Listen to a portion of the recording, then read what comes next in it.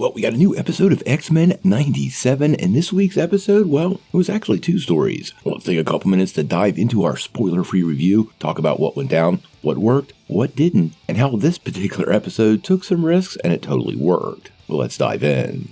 Now, before we do that, though, make sure you hit the like and subscribe button and ring that bell for all the updates. We do daily Marvel and DC videos. We want to be your place for all the superhero news, but we're going to bring it to you truthfully and transparently, so you are really in the know. Well, we got our fourth episode of X-Men 97, and it's hard to believe we're almost halfway done. Now, this week's episode actually featured two individual stories. One of them focused on Jubilee, and the other focused on Storm and a potential romance with Forge. So let's kick it off with the first part, Motendo. Now, we've been hearing about this particular episode for a really long time, and although it was only half an episode, it was pretty cool to return to Mojo World. Now, I don't want to reveal any story spoilers, but we've all been very aware that this episode will take place in somewhat of a 16-bit video game world, and that is exactly how it worked out. Marvel really went out on a limb with the visuals in this particular episode, and honestly, at almost every single corner, it totally paid off. Also, if you're a fan of X-Men video games, there's some special little Easter eggs and tidbits in here that you will particularly enjoy, and were great callbacks to one of the greatest arcade video games, at least once to play with your friends, that has ever existed. There also is somewhat of a reference or cameo to the original X-Men the animated series. I do not want to spoil this for you, but Jubilee's adventure in Mojo World does bring about some unexpected friends, and one of them will be very familiar if you're a big fan of the first series. Now, the second story, it was Lifedeath Part 1. This leans pretty heavily into the comic with the same name. Now, we ended the last episode with Storm running into Forge, and if you're familiar with the Lifedeath comic, you know this definitely focuses on Storm and Forge finding not just romance, but a way to return her powers.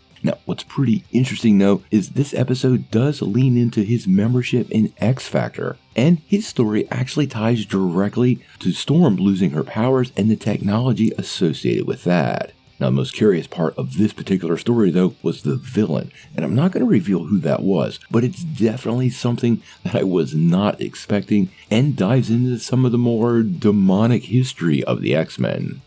Both stories were super satisfying, and although Lifedeath Part 1 was definitely going to be finished this year, I kind of want to get a little bit more of this version of Mojo World, and I really did enjoy the focus on Jubilee and Sunspot as part of the story. Now, as far as all the other elements of this episode go, everything pretty much worked as usual. The animation continues to be exceptional, and the manifestation of the show in its new form does a spectacular job paying tribute to the old show while leaning into some of the newer technology to bring it to life. The voice cast in this episode once again completely delivers, and that cameo I was talking about, pay pretty close attention to that particular person's voice because it is such an awesome callback to the original series. I immediately picked it up, and it made me, well, pretty happy and glad to see they were paying tribute to this particular character and the original voice actor. The show continues to deliver in a great way, and like the previous episodes, it was really great. I'm once again going to give this episode an 8 out of 10. You guys know how I review things. I rarely give a 9 or above, and despite this episode being really good, it didn't break that barrier, but it definitely put me in my seat to watch it a second time, and I can't wait to not only return to Mojo World, doubt that happens this season, but see the conclusion of Storm's classic tale. Tell me what you thought of this episode down below. I hope you liked it as much as I do, and I look forward to seeing what happens next week. I just don't want it to come too fast because I don't want the series to be over.